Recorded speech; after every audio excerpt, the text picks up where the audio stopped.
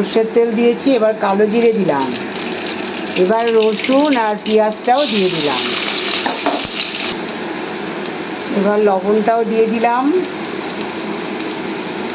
হলুদটাও,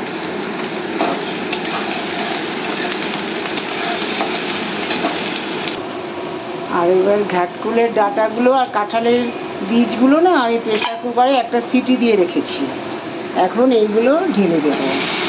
city দিয়ে জলটা এর মধ্যে করে ঝারিয়ে নিয়েছি, এবার দিলাম, আর কিচ্ছু দেবো না, এইভাবে নাড়াচাড়া করতে করতে হয়ে যাবে।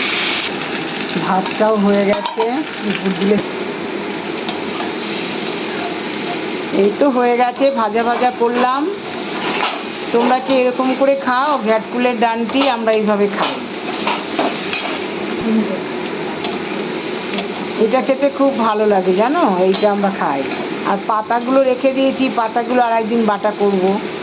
আবার ডানটি পাতা মিলিয়েও বাটা খাই, অনেক রকম করে খাওয়া যায়। এই যে রান্নাটা কমপ্লিট হয়ে গেছে, আর এই পাবদা মাছটা রান্না করব আজকে দুপুরবেলায়। তেলটা গরম হয়ে গেছে, এখন মাছগুলো দেব। আর এটা দেখো নামিয়ে রেখেছি ঘাটকুল বাটা, ঘাটকুল ডানটি।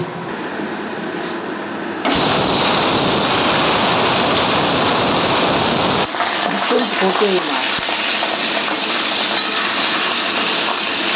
কিন্তু তেলের মধ্যে লবণ দিয়েছি তো কোনো মাছই ভাঙবে না। দেখেছো, তোমাদের সবসময় বলি তেলের মধ্যে লবণ দেবে, কিচ্ছু হয় না।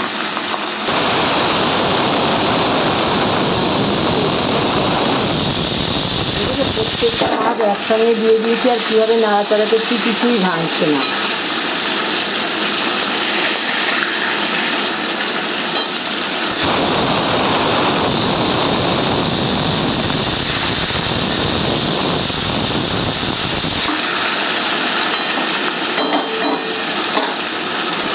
মাছটা দেখেছো লাল লাল করে ভেজে নিলাম, বেশি করে তেলও দিয়েছি, আবার সব মাছ একবারে দিয়ে দিয়েছি।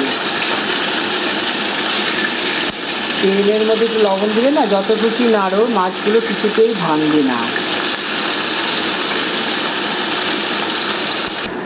কালো জিরে ফোড়ন দিলাম, এবার না আজকে আলু দিয়ে করব।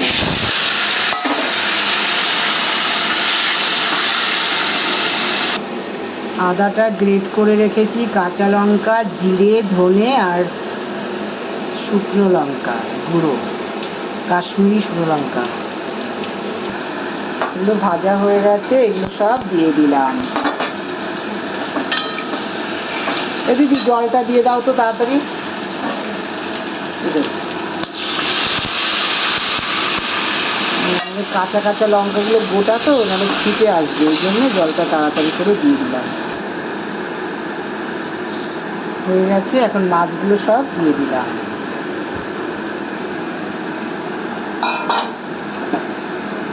কালো জিরে ফোড়ন দিয়ে দেখেছো কিভাবে রান্না করে ফেললাম সহজভাবে। এইটুকুই আমার ভিডিওটা আজকে।